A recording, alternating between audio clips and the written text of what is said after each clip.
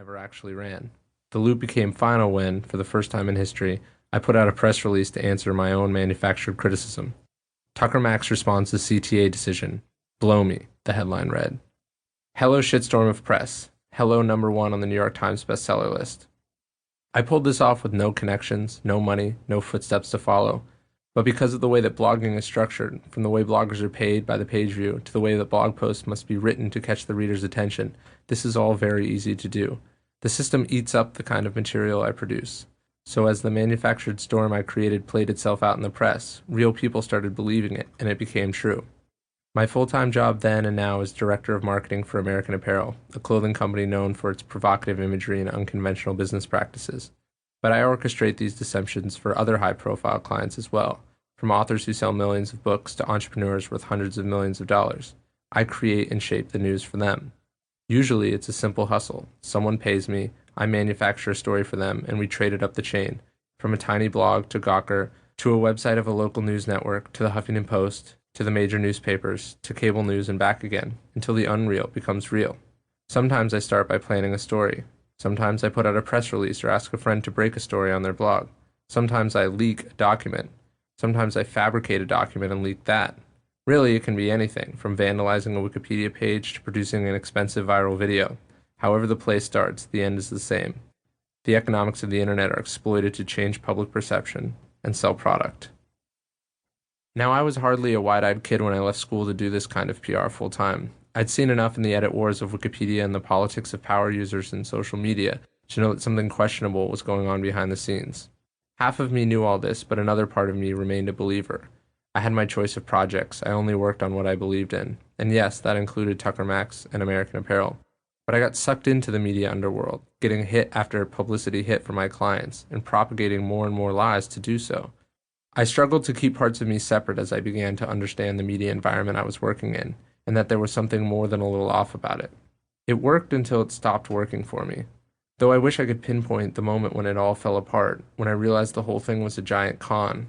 I can't. All I know is that eventually I did. I studied the economics and ecology of online media deeply in the pursuit of my craft. I wanted to understand not just how, but why it worked, from the technology down to the personalities of the people who use it. As an insider with access, I saw things that academics and gurus and many bloggers themselves will never see. Publishers liked to talk to me because I controlled multi-million-dollar online advertising budgets, and they were often shockingly honest. I began to make connections among these pieces of information and see patterns in history. In books decades out of print, I saw criticism of media loopholes that had now reopened. I watched as basic psychological precepts were violated or ignored by bloggers as they reported the news.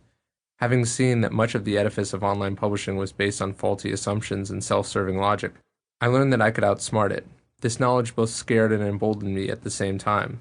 I confess I turned around and used this knowledge against the public interest and for my own gain. An obscure item I found in the course of my research stopped me cold.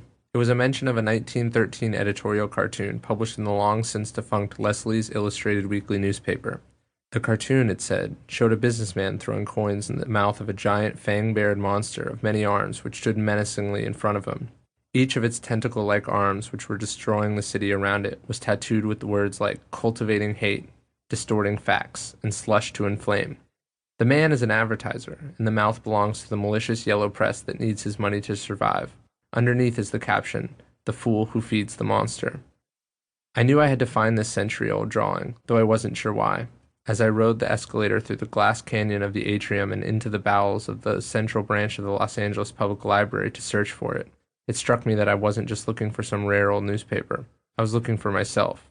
I knew who that fool was. He was me. In addiction circles, those in recovery also use the image of the monster as a warning. They tell the story of a man who found a package on his porch. Inside was a little monster, but it was cute, like a puppy. He kept it and raised it. The more he fed it, the bigger it got, and the more it needed to be fed. He ignored his worries as it grew bigger, more intimidating, demanding, and unpredictable, until one day, as he was playing with it, the monster attacked and nearly killed him. The realization that the situation was more than he could handle came too late. The man was no longer in control. The monster had a life of its own. The story of the monster is a lot like my story, except my story is not about drugs or the yellow press, but of a bigger and much more modern monster. My monster is the brave new world of new media, one that I often fed and thought I controlled. I lived high and well in that world and believed in it.